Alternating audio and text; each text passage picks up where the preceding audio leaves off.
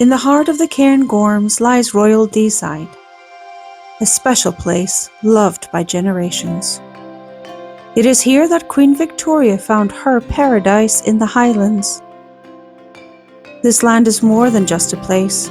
It's a story of love, tradition, and the enduring spirit of its people who call it home. Our stories, the Tartan and country life, the respect for nature and the pride of its people whose connection to it are as timeless as the heritage they uphold. Where history is part of the present and tradition is part of our future. For over a century, Balmoral has been the royal family's connection to Aberdeenshire, where they cherish the rich traditions and a heritage that endures. Book your tour today at grampianescapesandtours.co.uk.